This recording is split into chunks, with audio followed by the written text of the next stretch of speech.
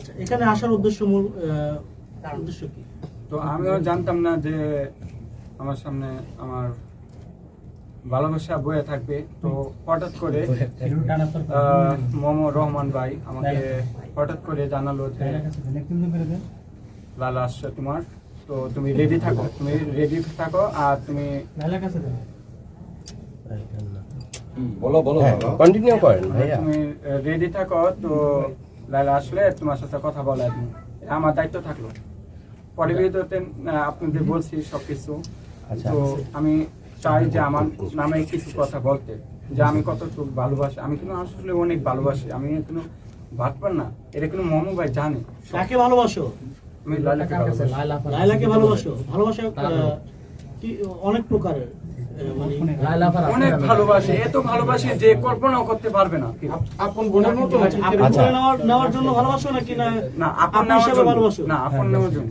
তোমার নেওয়ার জন্য একটু খুলে বলো যে আপন করে নেওয়ার এই নারায়ণ না, বুমগুলো নারায়ণ না ভাইয়া। এটা কিন্তু আমি 20 তলা বিল্ডিং থেকে আমি 20 তলা বিল্ডিং থেকে লাভ দিতে পারি এবং 20 খাইতে পারি কিন্তু লাইলার জন্য। আমি 20 খাইতে পারি কিন্তু লাইলার জন্য।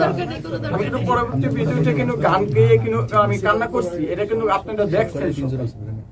মানে এই ভালোবাসাটা আসলে ভালোবাসাটা কোথা থেকে আসলো? মনেতে আসছে, এটা মনেতে আসে। এই যে আপনারা যে ভালোবাসা করেন মনেতে আসে না? একজন যদি আপনাকে ধোঁকা দিয়ে চায় আপনার কেমন লাগবে? আপনি বলেন আপনারটা কেমন লাগে?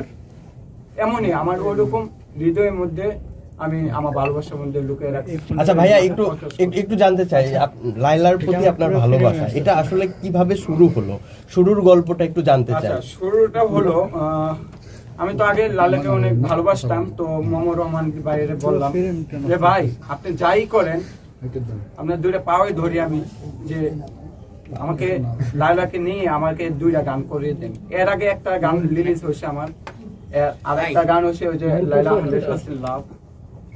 এই 2টা গান আমি এই মুহূর্তে রিলিজ করার পরেই আমাকে, আমি জানি না যে আপনারা কখন আসবেন কি আসবেন, আমি হঠাৎ করে কিন্তু আমি আসছি। আমি হঠাৎ করে কিন্তু আমি কিন্তু আসলে জানি না এই বিষয়ে। এটা বলে না যে আপনারা কিন্তু এখানে উপস্থিত আছেন, আমি কিন্তু ওই পোশাকেও ফিনটা আসেনি, ওই হঠাৎ করে চালু করে আজকে আসছি।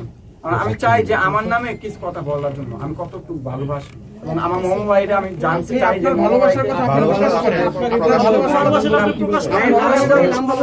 বুঝছি। কিন্তু আমার মোমো ভাইকে আমি বলতে চাই যে মোমো ভাই আপনার সামনে আমি 20 তলাতে জান দিতে চাচ্ছিলাম, তো আপনি বাঁচাচ্ছেন, ওই কথাটা বলবেন। আর আরেকটা কথা বলবেন যে স্টোরের মধ্যে আমি কিন্তু 20 খাইতে চাচ্ছিলাম, আপনি কিন্তু আমাকে খাওয়াইতে পারেন নাই, এই কথাটাও কিন্তু বলবেন। লাইলার জন্য কেন আপনার এই হাত ওনাকে ভালোবাসি, কেন ভালোবাসি। কিন্তু আজকে তো লাইলা আপনার পাশে, আজকে তো মোমো ভাইয়ের রেফারেন্স টানার দরকার নেই। লাইলা আপনার পাশে, আপনি চাইলে লাইলাকে প্রপোজ করতে পারেন। আমি চাই না যে মোমো ভাই কষ্ট পাক, আমি চাই না মোমো ভাই কষ্ট পাক।